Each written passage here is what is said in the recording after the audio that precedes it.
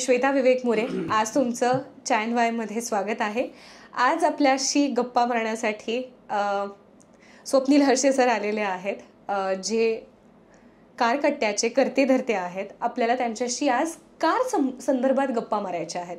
आता कारकट्टा हे नावच इतकं युनिक आहे, तर आता आपल्याला त्यांच्याकडनं जाणून घ्यायचं आहे की नक्की कारकट्टा आहे काय, त्याच्यामध्ये काय कुठल्या कुठल्या प्रकारच्या सर्व्हिसेस प्रोव्हाइड केल्या जातात, किंवा कार संदर्भात जी काही माहिती एका साध्या माणसाला माहिती पाहिजे तर ती कशी डिलिव्हर केली जाते, हे सगळं आता त्यांच्याकडनं जाणून घेऊ. नमस्कार सर. येस, नमस्कार. सो कारकट्टा हे नाव तुम्ही कसा विचार केला की कारकट्टाच असलं पाहिजे? बेसिकली काय ना, कट्टा ही कार कट्टा ही एक कन्सेप्ट म्हणून मी लॉन्च केली. आणि जस्ट नॉट अ गॅरेज किंवा जस्ट नॉट अ सर्व्हिस किंवा just not a use car buying selling. So ती एक कन्सेप्ट आहे की कट्टा कन्सेप्ट का, तर कट्ट्यावर बेसिकली आपण काय करतो, तर थोडंसं नॉस्टॅल्जिया करून विचार केला तर आपण कॉलेजच्या काळात किंवा शाळेच्या काळात मित्रांचा मैत्रिणींचा कट्टा असतो, किंवा पोस्ट आपण एज्युकेशन पण आपल्या मित्रांचे कट्टे असतात, आणि तिथे गेल्यावर आपल्याला खूप छान वाटतं. आपण एकमेकांशी थॉट शेअर करतो, एकमेकांचे सल्ले घेतो, एकमेकांना चांगले सल्ले देतो. सो ह्या सगळ्या गोष्टीमध्ये कट्ट्यावर जे करायच्यात पण कार रिलेटेड. सो म्हणून ते कार कट्टा, असं की it should not be like normal कट्ट्यावरच्या गप्पा, पण फक्त कार रिलेटेड. चहा पीत पीत कट्ट्यावरच्या गप्पा. येस. सो म्हणजे मला जे माहिती आहे की तुम्ही कारकट्ट्याचं जे ओपनिंग आहे हे घटस्थापनेलाच केलेलं होतं. येस. तर ह्याचं कारण काय आहे? ऍक्च्युली आपल्याकडे भारतीय संस्कृतीमध्ये आपण पावसाळा संपायच्या आधी खरीपाची पिकांची पेरणी बेसिकली केली जाते, ज्याला आपण महाराष्ट्रामध्ये खरीपाची पिकं म्हणतो. आणि नवरात्रामध्ये सुद्धा धान्य पेरलं जातं की जे यशाची किंवा पुढच्या गोष्टींची समृद्धी मानली जाते. सो हे एक गोष्ट डोक्यामध्ये होती की ज्या कट्टा किंवा जे काही माझे कन्सेप्ट आहे तर ती गोष्ट छान समृद्ध होण्यासाठी आणि यश येण्यासाठी त्याचं बीज आपण नवरात्रामध्ये घटस्थापनेला पेरूया की जेणेकरून ते समृद्ध आणि छान होईल, म्हणून तो दिवस निवडला. आणि आता ते होतंय. येस.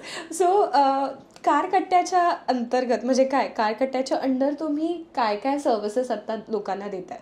कार कट्टा हे बेसिकली कार लाईफ सायकलमध्ये आम्ही काम करतो. जनरली कार लाईफ सायकलच्या 3 फेज असतात. First is car buying phase, second is car using phase, आणि third is car selling phase. So car buying मध्ये right from thought to buy car, म्हणजे car विकत घ्यायच्या विचारापासून ते वापरून विकेपर्यंत जे काही लागतं त्या सगळ्या गोष्टी आपण कार कट्टामध्ये अंडर वन रूफ आहेत. की for example first comes with the consultancy, की कुठली गाडी घ्यावी किंवा का घ्यावी इथपासून, आणि मग रिक्वायरमेंट अनालिसिस लोकांचा करण्यापासून. की मी जे नेहमी माझ्या व्हिडिओमध्ये म्हटलेलं आहे की कार सगळ्यात छान असतात, अल्टो पण छान आहे, मर्सिडीज पण छान आहे, पण आज प्रत्येकाची रिक्वायरमेंट वेगळी. सो प्रत्येकाच्या रिक्वायरमेंटनुसार त्यांचं डेली रनिंग काय आहे, त्यांना फीचर्स हवेत का युटिलिटी हवी आहे, त्यांचा फॅमिली साईज काय आहे, मग त्यांना पेट्रोल इंजिनची गरज आहे का डिझेल इंजिनची गरज आहे. सो ह्या सगळ्याचा विचार करून त्यांच्यासाठी मग अकॉर्डिंग टू बजेट मग त्यात बेस्ट पॉसिबल ऑप्शन काय असतो की एनिवेज पैसे खर्च करायचे, मग ते वर्थ असणं किंवा ते योग्य ठिकाणी खर्च करून त्यातनं आपल्याला जे आहे ते बेस्ट मिळणं ही गरज असते. बरोबर. की याचं छोटं उदाहरण मी देईन की बऱ्याच लोक म्हणतात आमची फॅमिली मोठी आहे, आम्हाला 7 सीटर गाडी बघायची. मग जेव्हा मी त्यांना विचारतो की आज 365 दिवसापैकी तुम्ही 7 लोक एका वेळी बसून गाडीने किती वेळा फिरता, अगदी बरोबर, मग तेव्हा त्यांचं उत्तर असं वर्षात एखादी ट्रिप किंवा एखाद्या देवाला गेलो तरची ट्रिप. मग त्याच्यापेक्षा तुम्ही exactly. So you need a comfortable 5 seater car. तुम्हाला 365 दिवसापैकी 350 दिवस तुम्ही दोघं किंवा एकटे किंवा फार फार ते 4 लोक गाडीने फिरणार. सो जेव्हा तुम्हाला अशा ट्रिपला जायचंय तेव्हा तुम्ही बाहेरनं इनोवा हायर करा आणि यू कॅन गो असं. पण हा बेसिकली विचार नाही केला जात, म्हणजे मोठी फॅमिली आम्हाला 7 लोकांची गाडी हवी. नाही, बघा ना सर, लोक कसं करतात की मला काय तर मारुती हा ब्रँड आवडतो, मी मारुतीमध्ये गेलो, तिथल्या माणसानी मला कन्सल्ट केलं मारुतीसाठी. सो ऑफकोर्स त्याचं काम आहे, तो सेल्स पर्सन आहे, त्याला मारुतीचीच गाडी विकायची आहे, तर तो मला मारुतीबद्दलच सांगणार आहे, तो मला बाकीच्या ब्रँड्स बद्दल नाही सांगणार आहे. पण त्याच ठिकाणी कारकट्टामध्ये मला माझ्या गरजेनुसार, म्हणजे माझी जी रिक्वायरमेंट आहे, म्हणजे तुम्ही जसं म्हटलात की 7ची फॅमिली आहे का 5ची आहे, युसेज कसं असणार आहे, रेग्युलर बेसिसवरती यूज होणार आहे का गॅरेजमध्ये छान मला ती दिसायला फक्त ठेवायची आहे म्हणून राहणार आहे. सो त्याच्यामुळे त्यांनी म्हणजे सगळ्याच लोकांनी प्रॉपर कन्सल्टेशन करूनच गाडी विकत घ्यावी असं मला वाटतं. म्हणजे ऑनलाईन सोशल मीडियावरती ह्या सगळ्या गोष्टी की सगळे रिव्ह्यूज देत असतात, ही गाडी भारी, ही गाडी छान आणि हे असं सगळं, पण कंपॅरिझन कोण नाही सांगत, किंवा कंपॅरिझन 2च गोष्टींचं सांगतात लोक. त्याच ठिकाणी कारकट्ट्यामध्ये मला 4 गोष्टींचं कंपॅरिझन करणार आहे आणि मी पुढच्या 3 वर्षानंतर रिग्रेट नाही करणार आहे की मी अरे काय घेतलं. सो हे तर झालं नवीन कार्सचं. मग रिसेल जे आहे म्हणजे सेकंड हँड कार ज्याला आपण म्हणतो, तर त्याचं कसं कन्सल्टेशन? हे फक्त नवीन कारबद्दल नाही, कार विकत घेणं हा ह्याच्याबद्दलची कन्सल्टन्सी झाली. मग ती नवीन का यूज हा सेकंड फेज मध्ये येतं. राईट.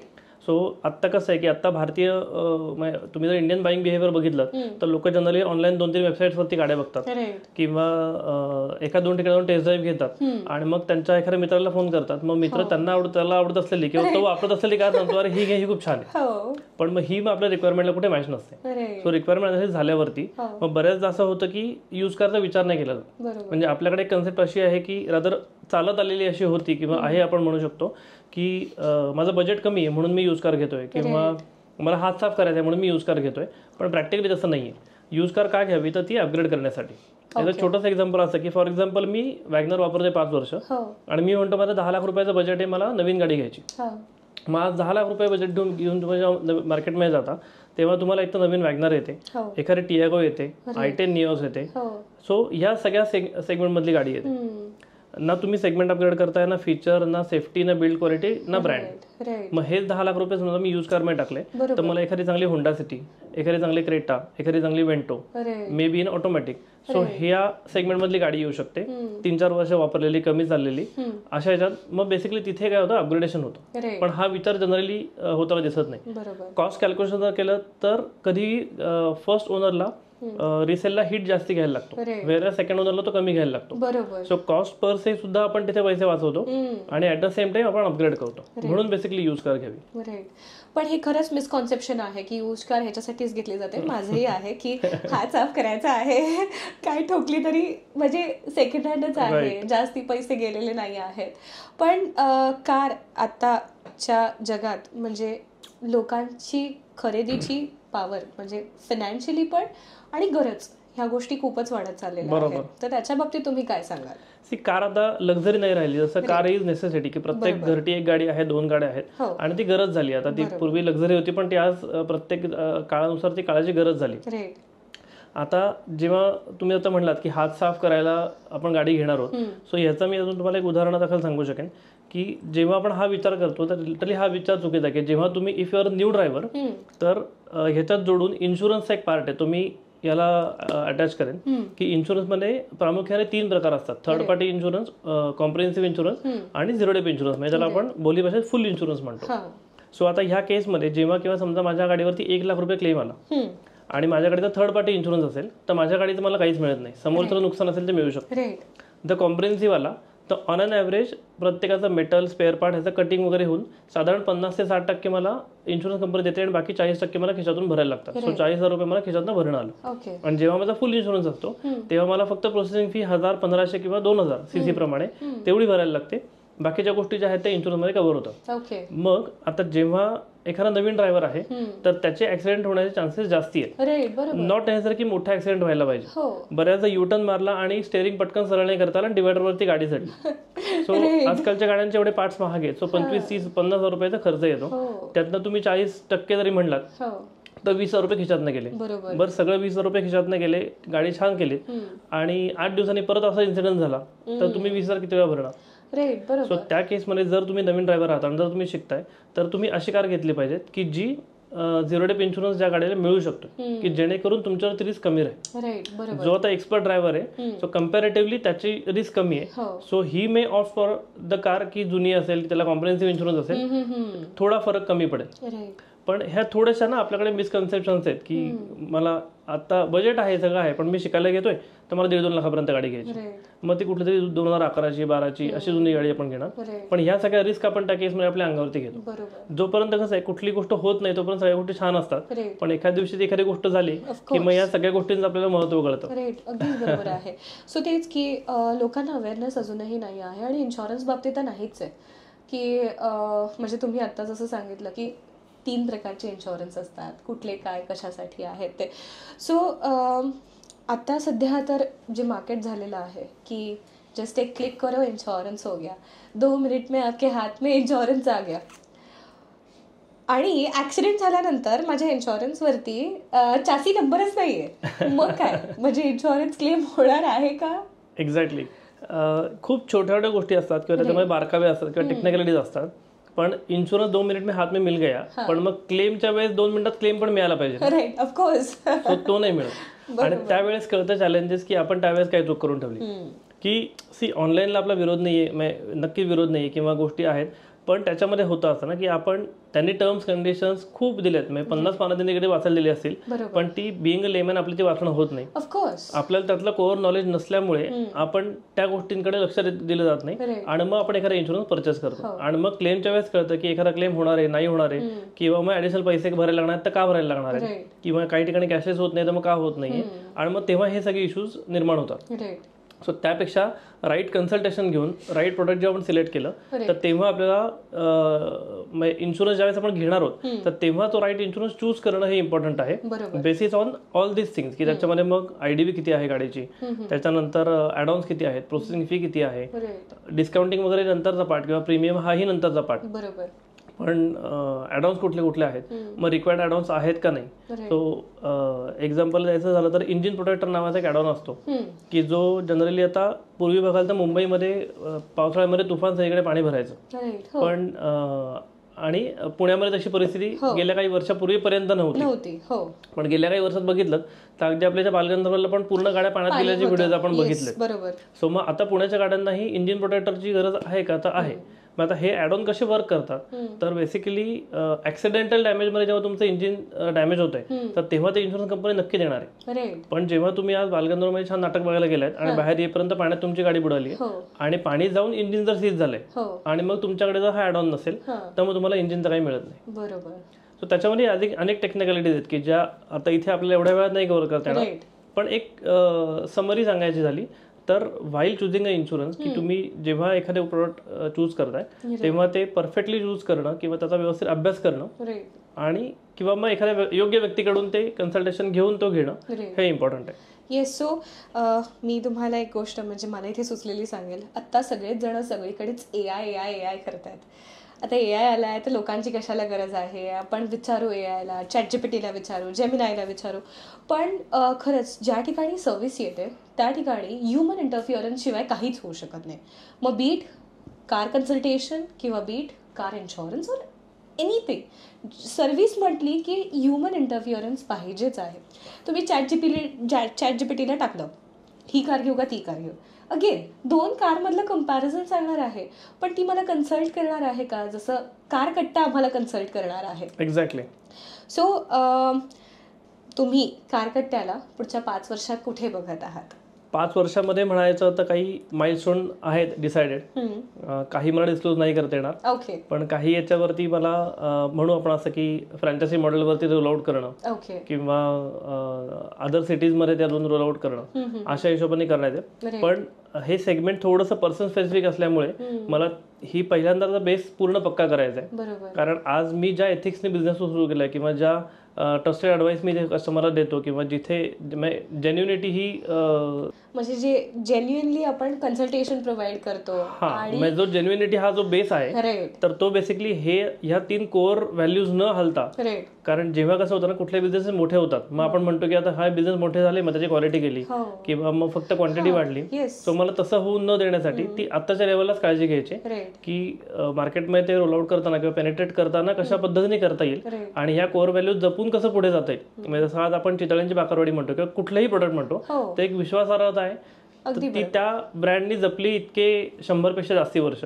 सो त्याच्या कोअर व्हॅल्यूज कुठेतरी त्यांनी केव्हा सुरू केल्या जेव्हा आज आपल्याला दिसत आहेत. सो त्या अशा टाईपच्या सध्याच्या जगामध्ये रोल आउट करताना थोडी याची काळजी आता मी सुरुवातीपासूनच घ्यायला चालू केली.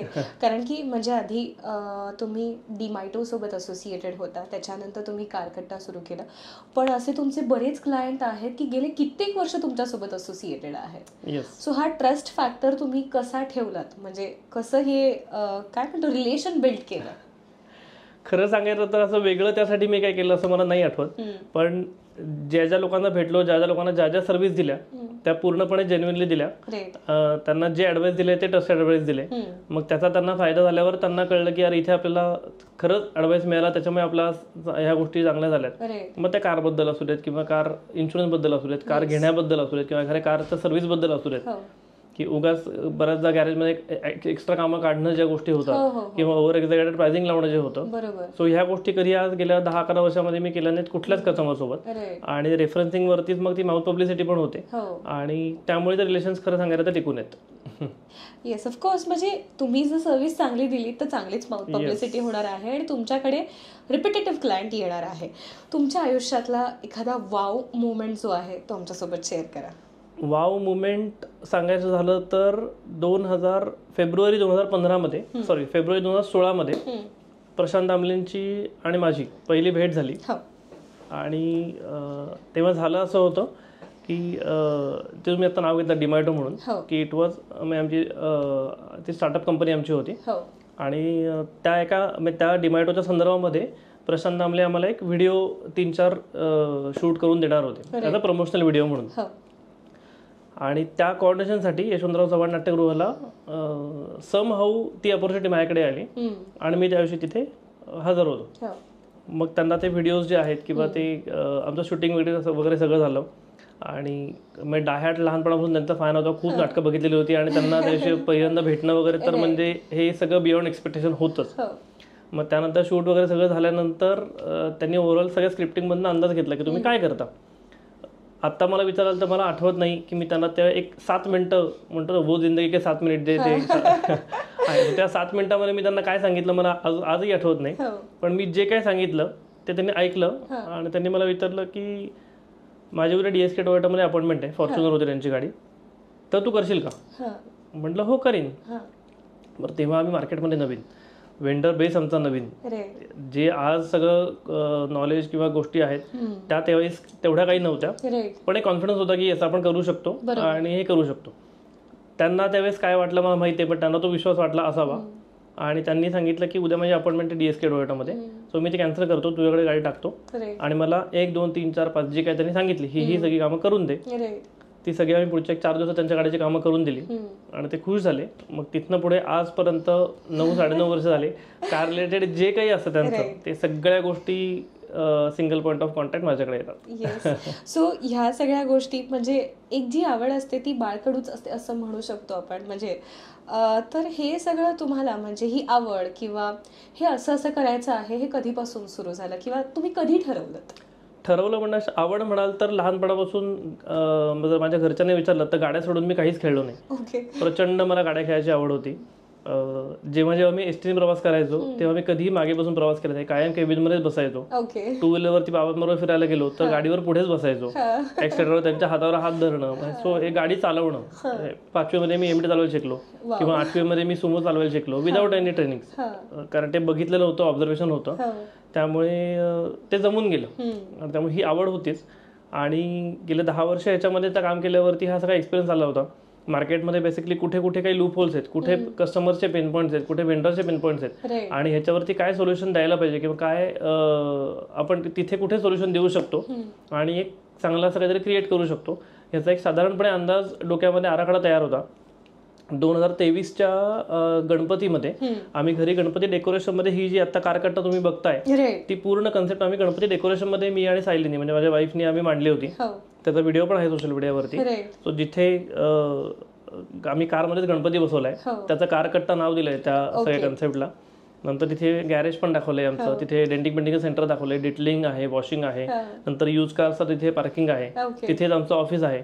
सो हे सगळं जे आज कारकट्टा दिसतंय ते एक कन्सेप्ट जी होती डोक्यात ती आम्ही तेव्हा ती त्याच्यामध्ये 2023 साली मांडली होती आणि आता ऑक्टोबर 2024 मध्ये ती 70 उतरली आणि कारकट्टाचं ओपनिंग झालं. अरे वा. येस. सो म्हणजे आता आम्हाला कारकट्टा काय आहे, कसं आहे हे तर समजलेलं आहेच आहे, पण कारकट्ट्यामध्ये नवीन कार्सच्या कन्सल्टेशन सोबत जुन्या गाड्या सुद्धा मिळतातच. पण जेव्हा जुनी गाडी म्हटली जाते त्यावेळी कुठल्याही माणसाच्या मनात जो विचार येतो ते म्हणजे काय तर ॲक्सिडेंटची कार म्हणून ही विकली जाते, काहीतरी प्रॉब्लेम आहे म्हणून ही विकली जाते. तर म्हणजे ह्याचा तुमचा अनुभव कसा आहे आणि ह्याचं सेलिंग एक्झॅक्टली कसं होतं?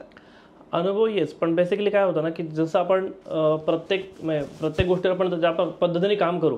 आता यूज कार ज्या मी माझ्याकडे विकायला घेतो तर त्याला मी नेहमी म्हणतो की यूज कार विकणं हा माझ्यासाठी चॅलेंज नाही, पण यूज कार घेणं हा माझ्यासाठी चॅलेंज आहे. बिकॉज मी खूप फिल्टर्स लावून गाड्या घेतो की त्याच्यामध्ये गाडी 100% नॉन ॲक्सिडेंट असली पाहिजे.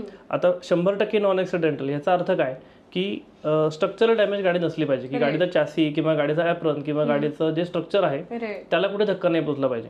बाकी आता गाडी पुणे PCMC मध्ये चालते किंवा एवढ्या ट्रॅफिक कंडिशन आहेत, कुठेतरी एखाद 2 पीस पेंट केलेत किंवा दरवाजाला घासलाय किंवा बंपरला किंवा एखादा लाईट बदललाय क्लेम मध्ये, ते या गोष्टी घडतात. तर त्या आपण ऍक्सिडेंटल म्हणून कन्सिडर नाही करत. दुसरी गोष्ट, मेजर मेकॅनिकल काम झालं असेल तर आपण ती गाडी घेत नाही. मेजर मेकॅनिकल काम म्हणजे काय, तर एखाद्या गाडीचं इंजिनचं काम झालंय किंवा गाडीचं टर्बोचं काम झालंय, ऑटोमॅटिक गाडीचं गिअरबॉक्सचं काम झालंय, सो अशा गाड्या आपण घेत नाही. Third is documentation. डॉक्युमेंटेशन खूप इम्पॉर्टंट आहे यूज कारच्या बाबतीमध्ये, की गाडी जुन्या ओनरच्या नावावरून करून नवीन ओनरच्या नावावर ट्रान्सफरशिप ऑफ ओनरशिप करणे, त्याच्यावर काही हायपोथिकेशन असेल नसेल तर ते काढणे किंवा परत लावणे. सो ह्या अनेक गोष्टी आहेत डॉक्युमेंटेशनच्या. त्यानंतर पॉलिसीमध्ये, की जसं मगाशी म्हणलं की ऑनलाईन इन्शुरन्स घेतल्यामुळे जे येणारे इश्यूज आहेत किंवा काय, सो पॉलिसी करेक्ट आहे की नाही, त्याच्यावरती चासी नंबर त्याचा मॅच करणे, अनेक गोष्टी आहेत डॉक्युमेंटेशन पार्टमध्ये. सो डॉक्युमेंटेशन प्रॉपर असणं, त्याच्यावरती काही फाईन आहे, त्याच्यावरती काही नाही, सो कस्टमर देताना पूर्ण क्लीन आणि हे गाडी देणे. दुसरी गोष्ट की मॅक्सिमम ज्या गाड्या आहेत माझ्याकडे 99% या लेटेस्ट असतात, 5 वर्षाच्या आतल्या, 50,000पेक्षा कमी चाललेल्या आणि या सगळ्या कंडिशनमध्ये. त्यामुळे गाडी घेऊन पुढचे 5 ते 7 वर्ष कुठलाही मेजर खर्च नाही अशा कंडिशनला त्या गाड्या असतात. की बऱ्याचशा काही गाड्या ज्या येतात की अगदी लेटेस्ट 2-3 वर्षातल्या गाड्या येतात की ज्या कंपनी वॉरंटीमध्ये पुढचे 2-2 वर्ष 3-3 वर्ष असतात, इतक्या ॲज गुड शोरूम कंडिशन असतात. आणि तेव्हाही बऱ्याचदा लोक मग विचारतात की अरे ही 23,000 चालली आणि 2 वर्षापूर्वीच गाडी, मग काय विकताय. आणि ही छातीटोकपणे मी गॅरंटी देतो कस्टमरना की गाडी आपण शोरूम मध्ये घेऊन जाऊ, तिथे तुम्हाला कळलं की किलोमीटर फिरवलेत किंवा इंजिनमध्ये काय काम झालंय, तुम्ही तिथनंच गाडी फ्री घेऊन जा, मी रिक्षाने ऑफिसला. त्यामध्ये इतकी गॅरंटी असते. विकण्याचे ना 2-3 रिझन्स असतात की बऱ्याचदा खूप काही बिग शॉट लोक असतात की जे 2-2 वर्षांनी 2.5 वर्षांनी किंवा कधी कधी अपग्रेड करतात, त्यांच्या टॅक्स पर्पजसाठी गाड्या बदलतात, त्यामध्ये कमी चालतात, मग घरात 8-9 गाड्या असतात. सो त्यामुळे प्रत्येक गाडीचं रनिंग होतच असं नाही. किंवा काही लोक असतात ज्यांना घेतली पण आवडली नाही म्हणून विकतात. बरेचदा सिनियर सिटीजन असतात, त्यांना गाडी घेतल्यावर कळतं की ही मग लो सेटिंग होती, मग त्या गाड्या कधी कधी 6 महिन्यात वर्षभरात विकायला येतात. सो असे अनेक कारण असतात. रिझन शुड नॉट बी की बाबा गाडी ऍक्सिडेंटल आहे किंवा गाडीमध्ये काही प्रॉब्लेम आहे म्हणून गाडी विकायला येते मार्केटला, असं अजिबात. सो मला असं वाटतंय की जर कोणाला रिसेलवाली कार घ्यायची तर त्यांनी कारकट्ट्याकडनंच घेतली पाहिजे. 100%. कारण की इथे तुम्हाला म्हणजे कुठलंही, म्हणजे जसं तुम्ही म्हटलात की डोळे झाकून तुम्ही ती कार घेऊ शकता. आणि म्हणजे माझं असं ओपिनियन आहे की प्रत्येक वेळी, म्हणजे तुम्ही जसं म्हटलं की ऑफकोर्स की अपग्रेड करायचं असेल तर तुम्ही सेकंड हँड कार घेतली पाहिजे, पण कधी कधी काही काहींचं बजेट पण नसतं आणि कारही हवी असते. सो त्या केसमध्ये सेकंड हँड हा पहिले ऑप्शन येतो. त्याच्यामुळे Carkatta is the only option if you want to buy a trusted second hand car. Is the only असं मी नाही म्हणणार. मार्केटमध्ये खूप अनेक डीलर्स आहेत किंवा अनेक लोक आहेत जे चांगले कामही करतात, त्यामुळे Carkatta cannot be the only one option. आणि मार्केट खूप मोठं आहे, पण येस जेन्युइन गाडी, चांगली गाडी, जे काय मी सगळे क्रायटेरिया सांगितले त्यातली गाडी कारकट्ट्यावर नक्की मिळेल. ओके. आणि ट्रस्टेड ॲडवाइस 100% मिळेल all the time. Okay. So thank you so much. मला गप्पा मारून खूप मजा आली. म्हणजे मला असं वाटतंय की कट्ट्यावरच्याच गप्पा आपल्या झालेल्या आहेत. So thank you so much. Thank you so much. तर आज आपल्याला स्वप्नील हर्षे सरांसोबत गप्पा मारून भरपूर मजा आलेली आहे. आपल्याला कळालंय की नक्की कार कशी घ्यावी, कशी निवडावी. जर तुम्ही प्रॉपर कन्सल्टेशन घेतलं तर तुम्ही योग्य कार निवडू शकाल, मग ती नवी असो किंवा मग सेकंड हँड. तर त्याच्यामुळे तुम्ही नेहमी लक्षात ठेवा, जर नवीन कार घ्यायचा विचार करताय तर तुम्ही कारकट्ट्याला कॉन्टॅक्ट करा की जेणेकरून तुम्हाला राईट गायडन्स मिळू शकेल. तुम्हाला जर काही प्रश्न असतील तर नक्की आमच्या कमेंट बॉक्समध्ये टाका, त्याच्यासाठी तुम्हाला नक्की उत्तरं मिळतील. आणि जर व्हिडिओ आवडला तर नक्कीच लाईक करा, शेअर करा, सबस्क्राईब करा. थँक्यू.